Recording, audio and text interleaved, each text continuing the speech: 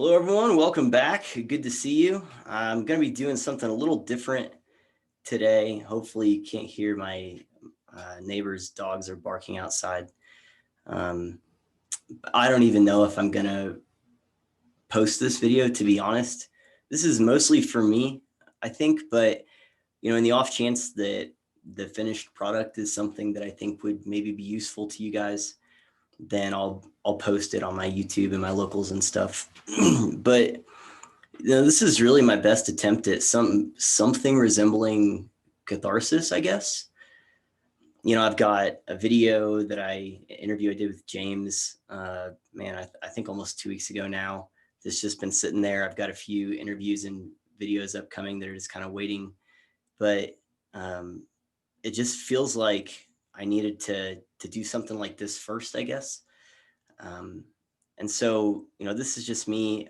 Hopefully it's the only time I do this. That's kind of my point, is that I want to have some type of, catharsis and just process through, my thoughts on the election and the outcome so far. And I know that nothing's been, necessarily made official yet. That doesn't happen until the 14th, but I just, for some reason, I don't think anything's going to change. And so I'm just going to act as if what is happening right now is kind of the way it's going to end up. And I think that's true. I think that's going to be the case.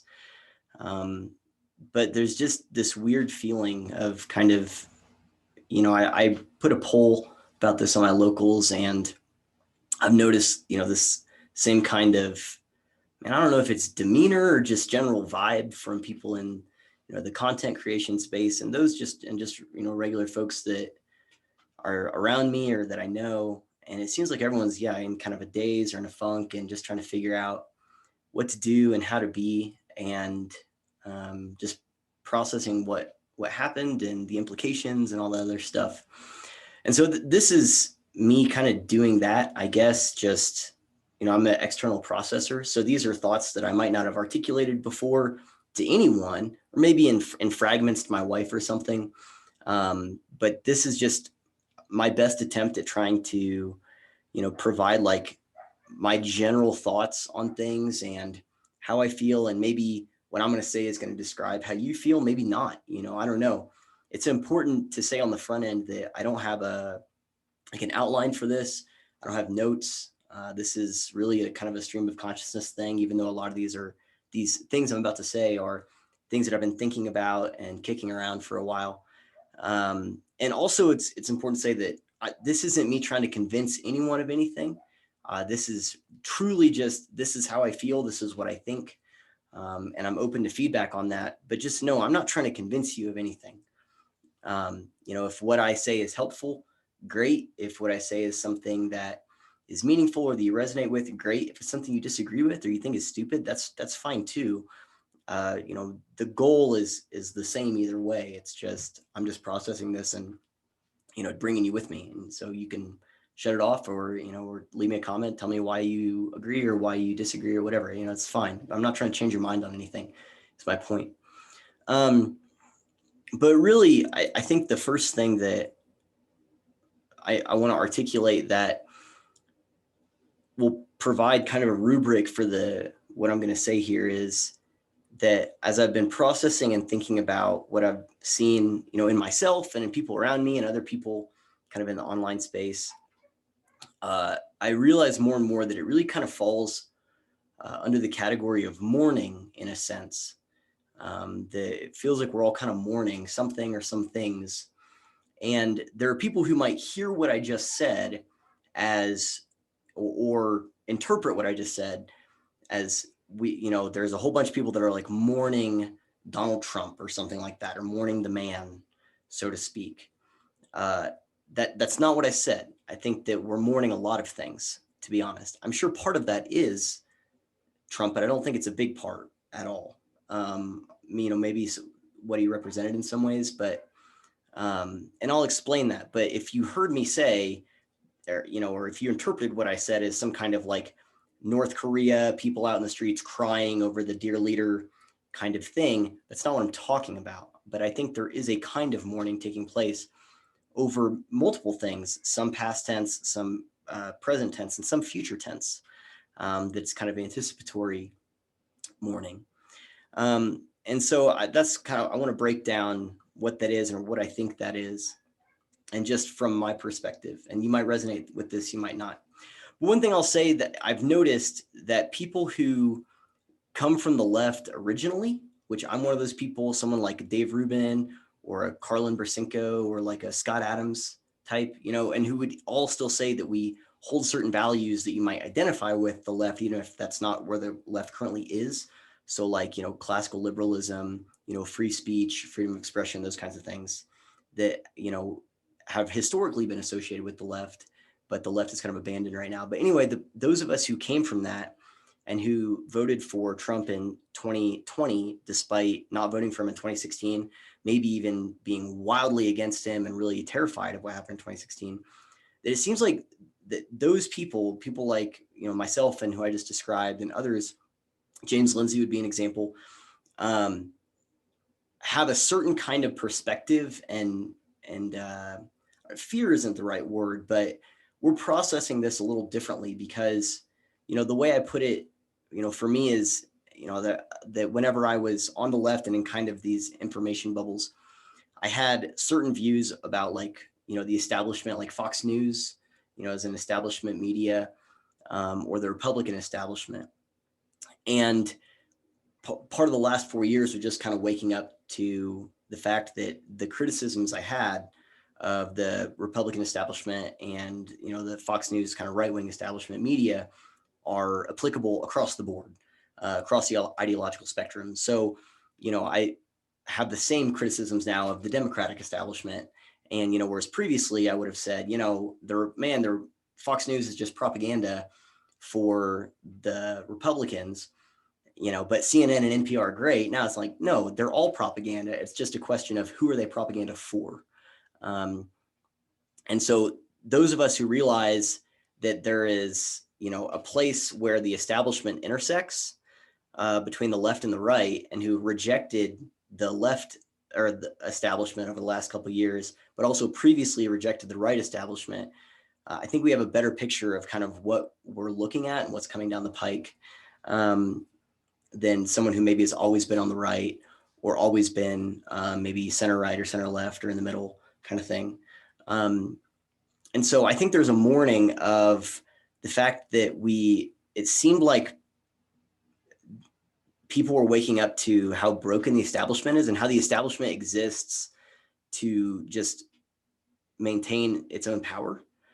The part of my story in 2016 was that I woke up to the Democratic establishment. I was completely outraged at what they did to Bernie Sanders. And the Republican establishment tried the same thing with Donald Trump. They just failed. But the Democratic establishment did it to Sanders in 2016. They did it to him again in 2020. They did it to Andrew Yang. They did it to Tulsi Gabbard. So the Democratic establishment, has been doing this and continues to do it. And the Republican establishment tried that with Donald Trump and they failed. And so it seemed like, people were starting to wake up to the fact that the establishment is just looking out for itself and those within it, but not like regular people. And so, I think there's a mourning that's taking place of that. It feels like, the establishment won, that they won out. And that really sucks. There you see all these people that whenever CNN is talking about, America's back and they're announcing all these, cabinet picks that Biden has, it's just these swamp monsters, these politicians who made entire careers out of being wrong on every major policy position they've ever taken, that are coming back and they're being celebrated, as this kind of return to something good. And it's for those of us who understand that it's like, no, this is that swamp. Whatever you think about Donald Trump or anything like that, he got wealthy before he went into office.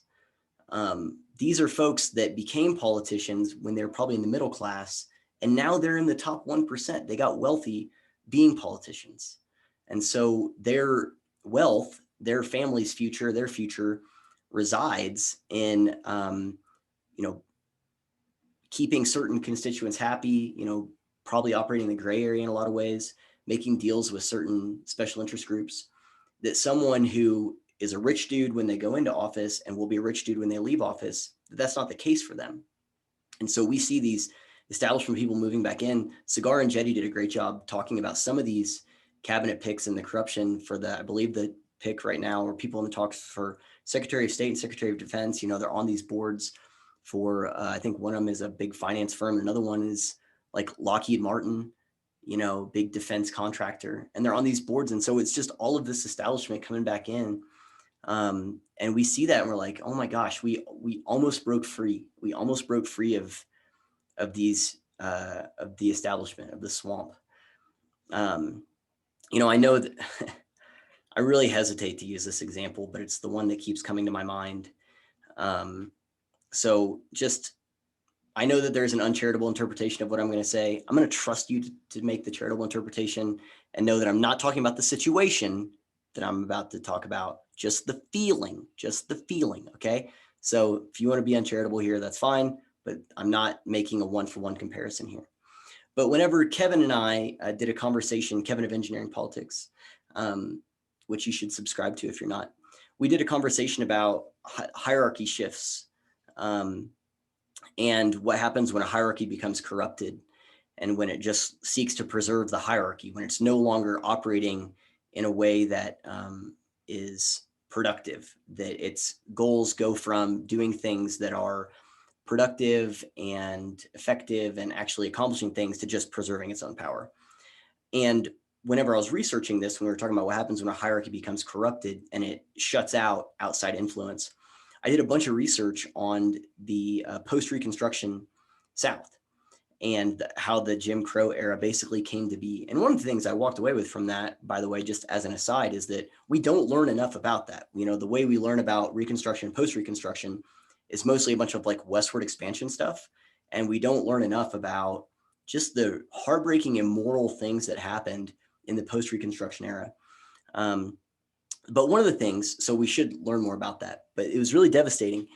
And one of the things I learned about was these communities of freed slaves. They would go and there was an island that had, I think, like 300 freed slaves, and they started basically a village.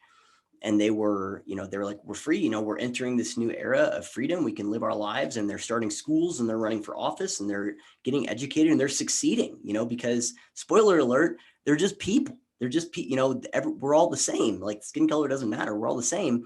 They just needed an opportunity and they got that opportunity and they were getting more and more of that opportunity once they were freed.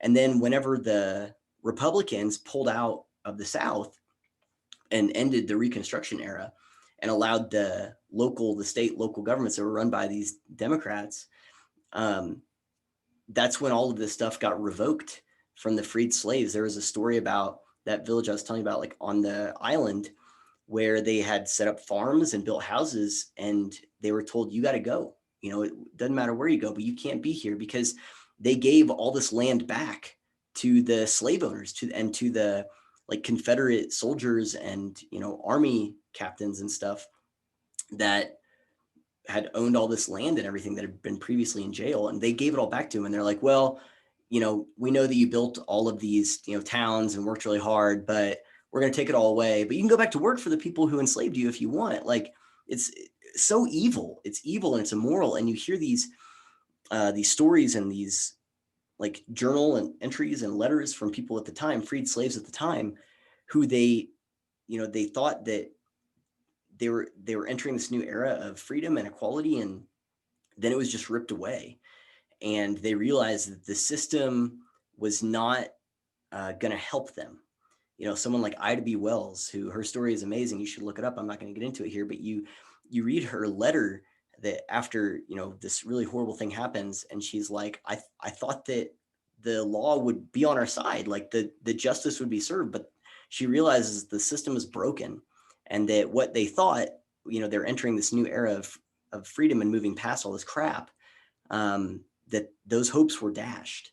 And so obviously I'm not equating like right now to, being a slave and then being freed and then going back to being a slave. That's not what I'm talking about. Okay. So if you take that interpretation, screw you, because that's not what I'm saying.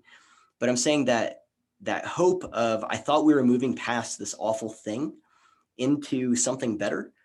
and then that being kind of ripped away. That feeling is what I think a lot of us are feeling. Cause it's like we almost had it. We almost had um, enough people wake up to the fact that the establishment is not operating in our best interest. They're just not. And there's a big overlap between, just like how the far left and the far right, like super duper alt-right, like white nationalists, they do exist. I'm not saying there's a lot of them, but that group overlaps a lot with the far left, Antifa, which really, they're both fascist and they're both racially motivated, and they have really similar racial and identitarian ideologies. But the establishment left and the establishment right also have a lot of overlap in terms of their interests and, kind of who they are and where they come from and their goals, I guess. And so I just think that we're mourning, go back to the mourning theme. I think we're mourning the fact that we almost had it. Like it seemed like we almost had it. There's an example that comes to mind. I was going to mention this later, but I think now is as good a time as any, is that I think kind of gives the best like microcosm a little bit of what we could have had and what, I think Trump represented in a lot of ways and what we're going back to. And it was during the last debate between Trump and Biden. And there's a scene where there's a scene. I give so many movie quotes that I'm used to saying there's a scene. There's a part of the debate where they were talking about, I think, like Hunter Biden and stuff like that. And then Biden brings up Trump's tax returns and da-da-da. And Trump goes on this thing about China. And Joe Biden like looks at the camera and he says, look, it's not about my family or his family. It's about your family and what you talk about at the dinner table. And, I know you're not doing well. And, who's going to pay for your tires if you need new tires and stuff. And he's like, so it's not about that. It's about your family and what we're going to do to help you.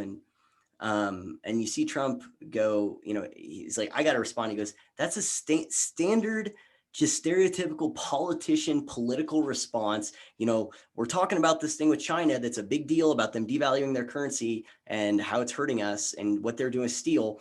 And instead of talking about that, you want to look at the camera and say, oh, it's not about my family or his family. It's about your family and da-da-da. He's like, it's the standard politician. This is that crap. This is why I got elected, because people were sick of that, this rehearsed crap. And he goes, Joe, you can do better than that. Like, and you can tell that he means that. Like, again, I'm not going to do the thing, by the way, just as an aside, again, this is stream of consciousness. I'm not going to do the thing where whenever I feel the need to compliment Donald Trump, that I also have to give all of these disclaimers for all of the things that I find wrong with him. That's stupid. We don't do this in any other area. So I'm not going to do that. Like, I've written and spoken extensively about the criticisms I have, because he's a human being and human beings are imperfect, spoiler alert. So I'm not going to do that. And I don't think we should. I think we need to reject this. We have to give all the caveats, but whatever you want to say about him, I think he meant that. He's like, this is crap. Like, people don't want that. Like, well, let's talk about what matters here. Like, we're talking about a specific issue and you're pivoting to this rehearsed crap. Like, it's gross. Like, it's just standard political crap. You're in politics for 50 years. You don't do anything. You just rely on these rehearsed canned answers to try and appeal to people. And you're not actually going to do anything to help them. And so I think that's the best example of kind of what we could have had, like in, symbolically, specifically with Trump, but just people looking at that and going, yes, I don't want that rehearsed canned crap, that establishment, pre-recorded, kind of thing where I just have these talking points.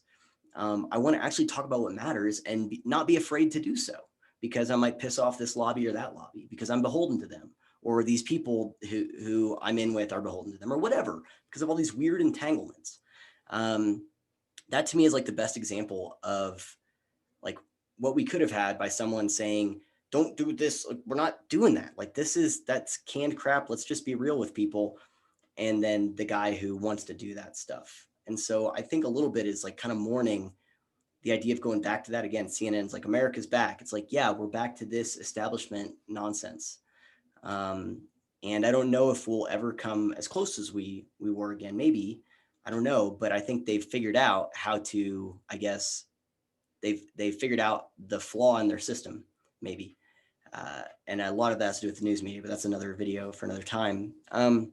But so there's that. I think we're also, those of us who've been following the ideology that the left has become beholden to, I call it flow, far left orthodoxy. So it's like critical theory and this kind of oppression Olympics and equity, diversity, inclusion, equity stuff, and, decolonizing, all of this crap about how the West is awful and evil, and, that groups people by their, most low resolution, simplistic, generic, ideologies like skin color or something, that wants to do that. Like, we understand that the left has become beholden to that. And I think we're also mourning what is to come by saying, again, we were really close. Trump issues these EOs about, critical race theory, and it brings public attention to it. Not that the media covered it honestly. They said it was like diversity training or something like that. Or racial sensitivity training. It's like, yeah, no, that's not what this is. But anyway, like, we were making progress there by getting that out of the government stuff, getting it out of the education system in some places, and, fighting it with corporations. They were Stanford, they were saying, we're going to investigate Stanford if they say they're systemically racist. Whatever you want to say about Betsy DeVos, she did some good things with Title IX and making it to where there was actually due process on college campuses, whereas there hadn't been previously. All of these things Biden is saying he wants to reverse, and they're just really bad. Like, people that know this stuff, that know this ideology and what it is, are seeing that it's about to, there was at least some kind of restraint and bulwark against it that has now been removed. And so we know what's coming down the pike with that and how destructive it is. The woman who has been tapped, supposedly be Treasury Secretary, said that she's going to use the Fed to, fight systemic racism and implement equity policies and stuff. It's like, that's not a recipe for a stable society. Whenever you start, having financial policies tailored towards different racial groups, like, that's crazy. And so that's another one of those things where it's like, I thought we were so close to moving past that. We're so close to moving past that. So anyway, so there's that. And I do think that part of it is,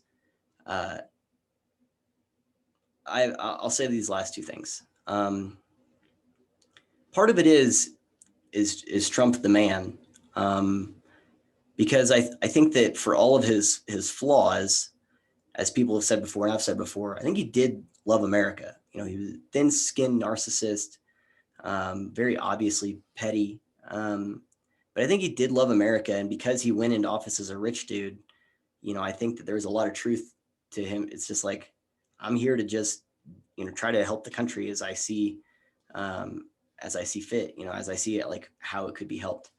And he's going to leave and go back to being a rich dude.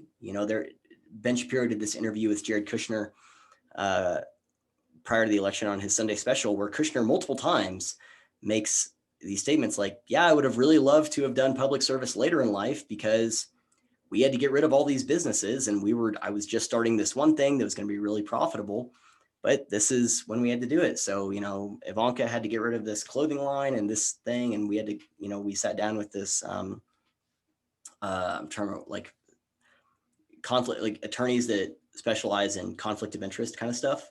And they said, here's all the things you got to get rid of. And you could tell Kushner was, like, not happy with the fact that they had left all that behind. Like, they lost money going into politics. And so, like, but that's, I think, what we want. You want people that are like, I have a better life before going into politics, but it's just, I'm doing it.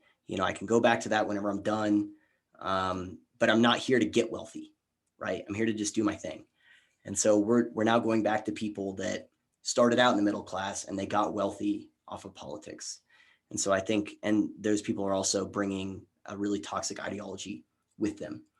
So I think we're mourning kind of that as well. So, and here's the last two things. That wasn't part of the last two, sorry. And I don't want this to be very long because I know it's going to come across as rambling. I don't know how many people are actually going to watch this if I post it. I'll have to watch it first, but I will give you my thoughts on kind of what I think happened with the election. And it'll kind of lead into my final thought of, which is why I don't think it necessarily matters in a way. I do absolutely think that there was election fraud. I think that there is probably even decisive election fraud. I'll give you, again, I'm not trying to convince you of anything, but I'll just give you kind of my general thoughts, and you can do with it what you want. That's fine. But the first thing I'll say is, about a year ago, I was having a conversation with someone who I respect a lot. And they were telling me, but they're on the other side ideologically, and about how they were talking to someone about all these similarities between Donald Trump and Hitler and how terrifying it is. Like, they were like, it's scary. This is serious stuff. This is serious stuff. You know, the similarities, there's just too much there to ignore, kind of stuff. And I said, so what are you doing about it? And they're like, well, what do you mean? I said, well, what are you going to do about it? Like, well, what are you talking about? I'm like, why aren't you acting on that? And they're like, well, we're going to, you know, and they gave some kind of nonsense answer. And I said, no, you don't, that's not how this works. If you're not doing anything, which that's kind of where we land on, like, no, they're not doing anything about it. Like, they're telling people, that's it. Like, oh, I'm going to share something on social media, as if that's actually doing something. I said, look, either way, this is immoral, because if you believe that Donald Trump is Hitler, and what you're saying is true, and you really believe it, like, yeah, I really believe it, it's okay, and you're not doing anything about it, that's evil.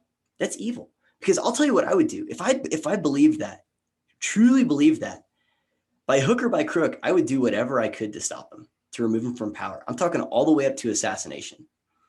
And they like scoffed, like, oh, what do you, don't be ridiculous. Oh, you're just, I'm like, what are you talking about? Are you saying that like Operation Valkyrie was evil?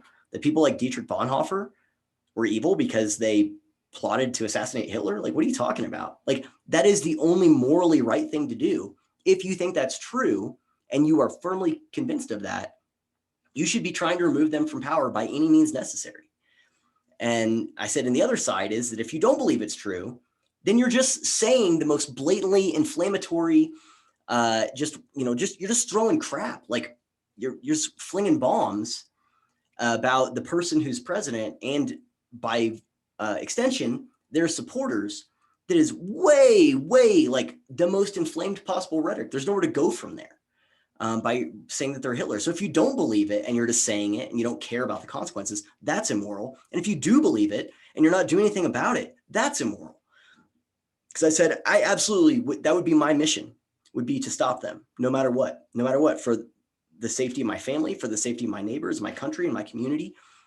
That it would be the obligation of any like morally good or virtuous person. You know, that's that old saying, evil prevails when good men fail to act, right? So absolutely. So my point is that I think that rhetoric has been hammered home enough, you know, by people like Sam Harris and others, you know, in the like legacy media, you know, Rachel Maddow, whatever, Anderson Cooper, Don Lemon, you know, pick Chris Cuomo, whatever, pick your propagandist.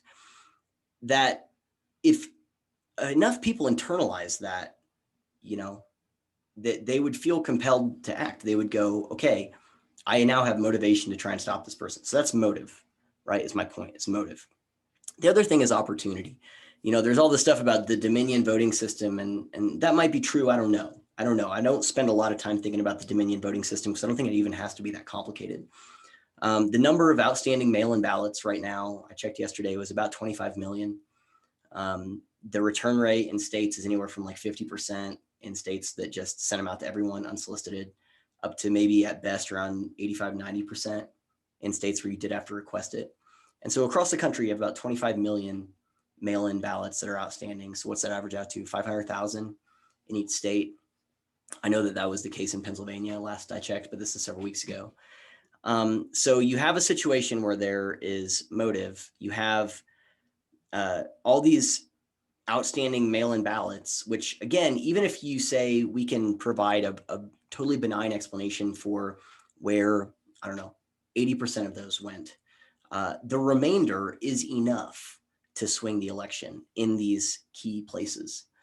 You know, because someone could have requested it and then just went and voted in person. They could have requested it and just not sent it in, whatever. But I also know people who, you know, a lot of this is about the specific places. I know people in the places that mattered, like Michigan, Wisconsin, Pennsylvania, Georgia, who they received like 4 ballots in the mail. I know one guy in Michigan who received 4 ballots in the mail.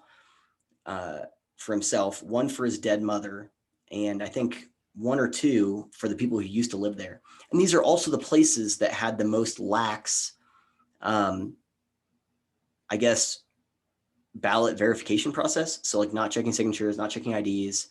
And these are also the places where we have the most amount of irregularities. So the places that have all these outstanding ballots, the least rigorous ballot verification method, all of these people testifying. I was watching it today. I think this one was Michigan, where all people who are poll watchers and who are there to be like count or watching the ballot count being harassed out. If they leave to go get a snack, they're told they can't come back in because of COVID. And so there's like no one on the right, doing this stuff. So you have an opportunity. And I think there's also just this idea of that, like, these are places where this has happened before, as recently as 2018. We know that people have gotten caught in this election with duplicate ballot stuff in places like California. So to me, it's just kind of an Occam's razor. Occam's razor, the simplest answer is the most obvious one, or the most obvious answer is, is the thing that probably is true. So you have opportunity, you have motive, and you have these key places where are the places that it needed to happen in these Democrat strongholds where all of these people are like, we weren't allowed to watch. There's all this stuff happened. Also are the ones that around the same time had these huge ballot dumps. And they were also the places that said, we'll tell you the score for the mail-in ballots after we get all the others, right? So there were places that said, we tabulated all of our mail-in ballots. We're going to put those in immediately, and then we'll count today's ballots afterwards. All these places where all this crazy stuff happened were also the places that said, no, we'll tell you the mail-in stuff after we get all the other information. So think of it like this. If, let's say we were playing a game and you could change the score, you could change your final score at any point during the game. And you also could know what my final score was going to be. You could know that. Would you, and then you could change the score afterwards, what the final score was going to be. Would you, like, let's say it's something like football, just so that you kind of get the numbers I'm using for scoring. So would you change your score? Would you set your score ahead of time to something that you knew there was no chance I was going to beat, like 150 or 200 points? Then that way, no matter what I scored, you were for sure going to win.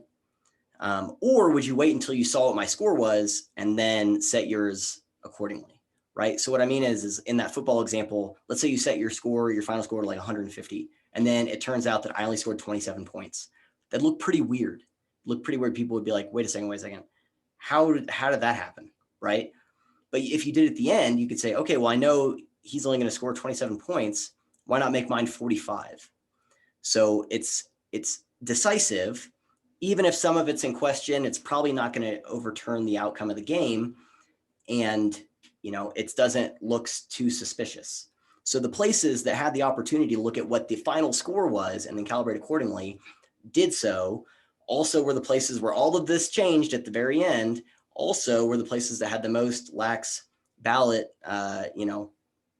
verification methods. Also were all the places that wound up flipping the election for Biden. Also were all the places that have these testimonies of like hundreds and hundreds of people at this point who under penalty of law are saying, I witnessed this, they can go to jail if they lie in these affidavits. So to me, it's just kind of obvious. And so here's what the last thing I'll say about it. I think that there are people on the,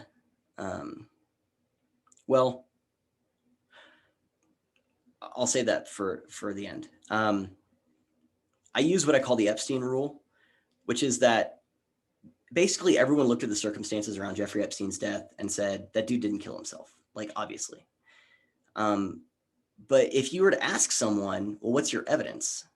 They would say, come on, like, look at all of these things, like obviously something happened. And they might be, but this coroner said this one thing, right? It's like, well, but no one's going to jail. So maybe he did kill himself. They'd be like, come on, are you serious? So my point is that if you don't think Jeffrey Epstein killed himself, or if you don't think there's anything suspicious about that, you have to look at this and go, okay, something happened, right? Okay, something happened. And again, if I believed that Donald Trump was Hitler, I would do something if I was in a position to do it. And it wouldn't require that many people in these places, and it wouldn't require that many of those outstanding ballots to be used. So I don't know what's going on with the Dominion stuff. Maybe it was part of it, maybe not. But I don't think that was even necessary, to be honest. So that's what I think happened. And I think that as time goes by, more people will hold that perspective than will be dissuaded of that perspective. I think as we get more and more evidence and testimonies from people, I think there will be more people that go, yeah, the 2020 election was rigged. I could be wrong, but here's the part where I say it doesn't really matter. It does matter to the overall system, okay? But I'm not so naive that I don't see the kind of the broader ramifications of this. So what I mean is that there's at least 70 million people like me who I think are looking at this and who are totally disillusioned with this. I think it seems likely that Joe Biden will be sworn in. They'll look at it and go, what's the point? The system, a few corrupt precincts and a few corrupt cities can swing the election. They can legitimately undermine the entire process. What's the point? The system's failed. Like, there's no point. And can feel pretty hopeless about it. That's how I feel, to be honest. That's me. But I also am aware of the fact that if the evidence is presented and through whatever means, it goes the other way, and Donald Trump gets his second term and the election goes for him, and in the long run, that there will be 70 million people at least on the other side who will feel the exact same way as I feel right now. They will say, what's the point? A few corrupt judges or a few corrupt state legislatures can just swing the election and undermine, a duly elected president. What's the point? The system's so screwed and corrupt. And they will be arguing that in good faith. I think it's really important to know that the amount of people on the left who have the earnest belief that nothing happened that was decisive, I think is vast majority of people on the left. So I don't want to be so hard on those folks. I think there are people who are still in their information bubbles, who are listening to NPR and NBC or whatever. And they just take that as fact. They say, well, Biden won. And I think it's also kind of like, going back to football, let's say, pass interference is called on, defense, and your team's on offense. And it's like a really important play, like really, really, really important, like decisively game winning. And the coach for the other team challenge it. And you really want the ruling to stand.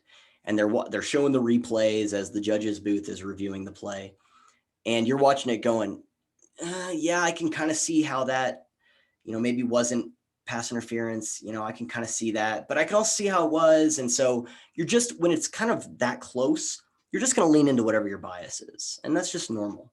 And so if the ruling gets, or if the ruling stands and your team gets the PI, the benefit of it, you're going to go, whew, yes, you're going to be excited, and then maybe you guys go on to win.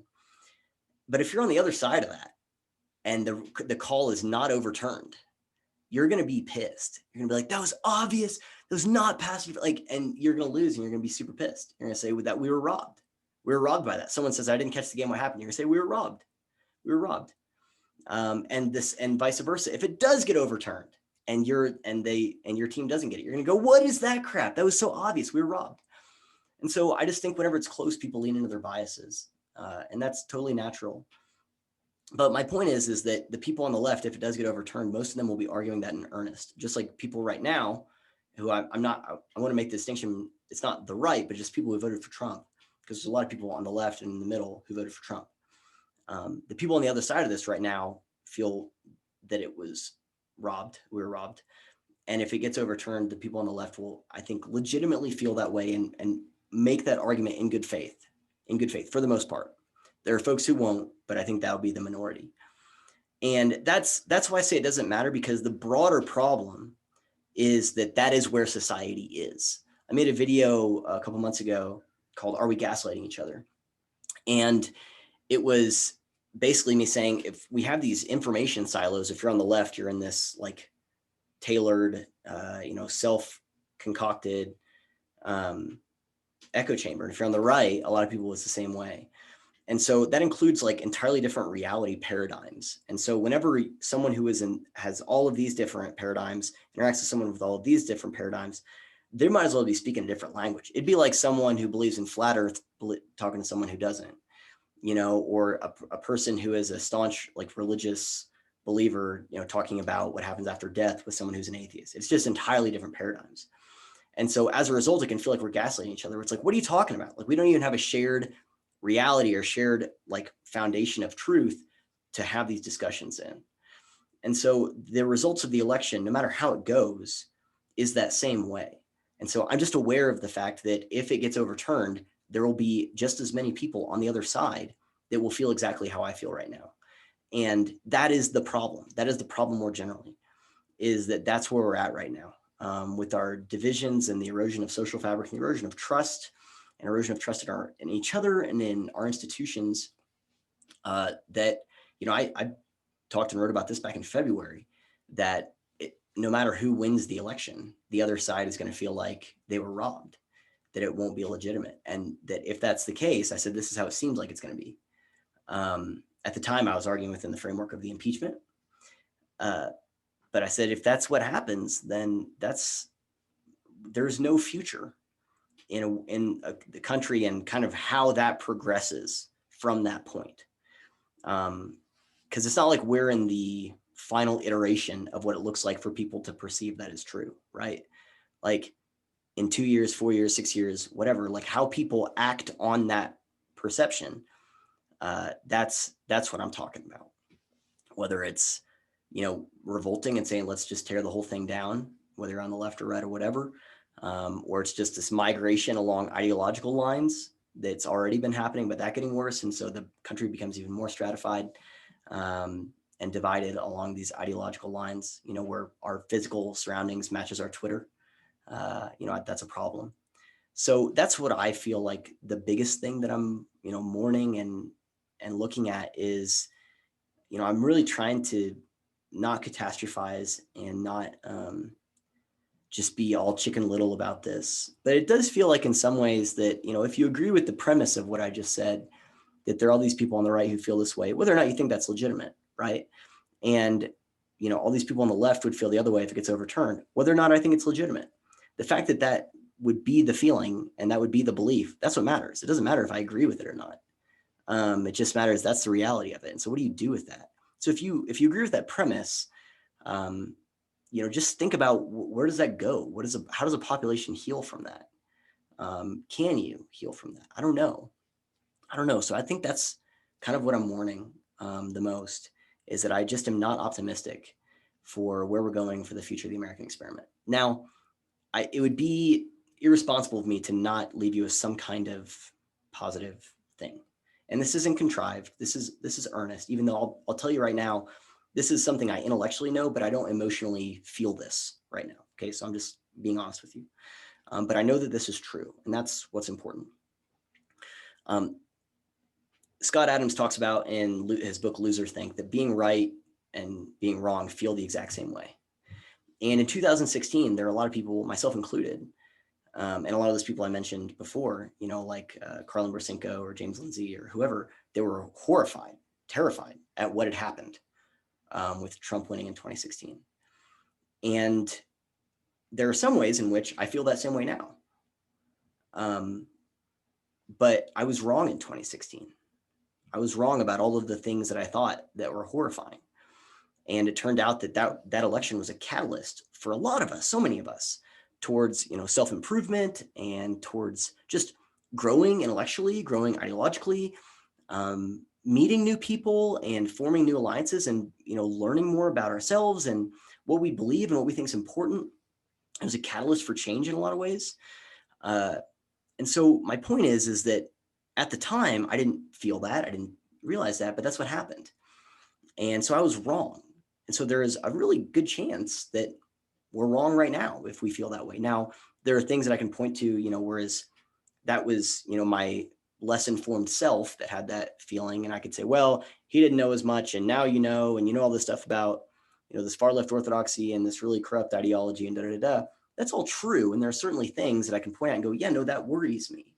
But the basis of what I'm saying is that we don't know what's going to happen. We don't know. We thought that there were all these horrible things that were going to happen as a result of 2016, or we just had a general sense of anxiety about it. And for a lot of us, it turned out really good. It turned out really, really good. For the country, I think it turned out good in a lot of ways, even though most people don't feel that way, or a lot of people don't feel that way. And so my point is we just don't know. And it also doesn't really change what I think we're supposed to be doing. There's a quote, then this is kind of where I'll end it. There's a quote I mentioned in a piece I wrote, I think maybe back in March or April, that's from the end of the movie Seven. And it's Morgan Freeman. And he says, he's kind of given this voiceover for the very end of the film. And he says, Ernest Hemingway once wrote, "The world is a fine place and worth fighting for." I agree with the second part. And, that's kind of how I feel right now. And my encouragement to you is that it's not new news that the world isn't a fine place, that the world is broken, that our institutions will fail us, because institutions are comprised of people. And like I said earlier, spoiler alert, people aren't perfect. People will make mistakes. People do things that are immoral and wrong. And so that's just going to happen. But just because, I'm not optimistic for the future of the American experiment doesn't mean it's not worth fighting for, because it's kind of all we got. Like what we have right now is it's all we got. So we have to fight for it. And whatever situation we're in right now, the Constitution and the founding of this country and the ideals that made it what it is are worth fighting for, no matter where that's at right now, no matter if it feels like that's been completely abandoned or we're doing things that are antithetical to that, it doesn't change the reality that they're worth fighting for, even if it's not a fine place right now. And maybe it never will be, but we don't really have any choice but to fight for it, but to work together, to coalesce. The left did a good job of coalescing, even with people they strongly disagreed with. I think those who didn't vote for this are going to have to do the same. We're going to have to find a way to coalesce and work together and move forward and fight, even if it doesn't feel like it's going to matter, because we don't really have any other option, right? I don't want to sink into apathy and just be this, melancholy, sad sack, just pissing and moaning on the internet. That doesn't do anything. It doesn't make my life better. It doesn't help make the world a better place for my wife, my daughter, or my family, or, my community, anything like that. So I think we still have to fight, and we have to work hard, and we have to stay on mission.